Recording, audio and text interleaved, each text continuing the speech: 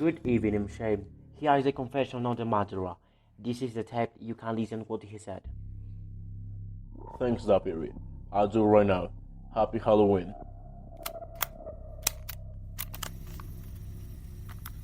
I really don't care what will happen to me after this is heard. At least I'm satisfied because I killed clearly my stepmother.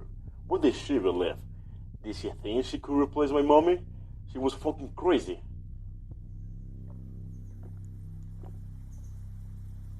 I woke up thinking that today was the perfect day. Dad wasn't in the town and my sister would be celebrating Halloween with her friends. Only my stepmother would be in my family's house, excited for Halloween. Look, I'm 25. I don't live with them anymore, but I know exactly what they do, especially my stepmother. So I decided to go to the house. I greeted her very cordially, but I was sure about what I was going to do. We were talking about college. She seemed interested in my life, but I knew it was just a lie. I remember when she used to tell me that it wouldn't be anyone in the future. Do you know what I mean? However, she went to the kitchen to serve dinner and I went to the basement. Jeff, where are you? She said. From the basement, I could hear her calling me. For her to look for me, I dropped her pretty head. After that, she entered the basement, and unluckily for her, I received her with a helmet blown to her face and eyes. I loved that moment.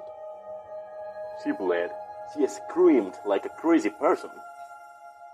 When she couldn't stand, the first thing she did was to run. I'm not stupid. I had closed the door.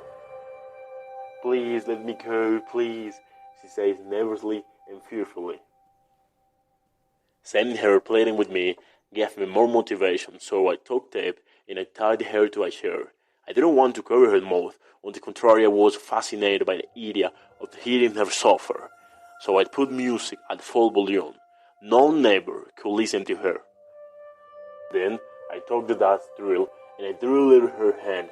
God, how she screamed. You should have seen her.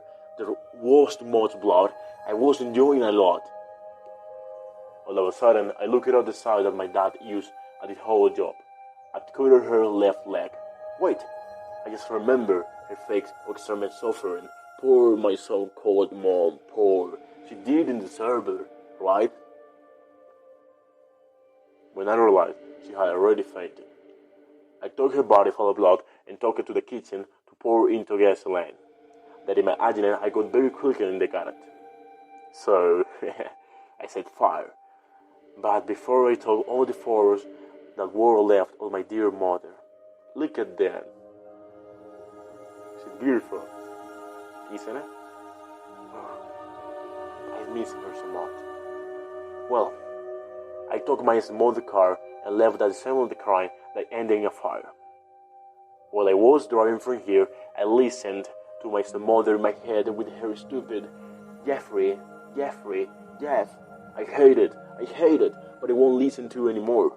That makes me happy, really. And finally, I'm here with you in this room, Deputy. What? What's going on? Why are you looking at me like this? Don't be afraid of me. Calm down. It wasn't from inside. It had nothing to do with the gender.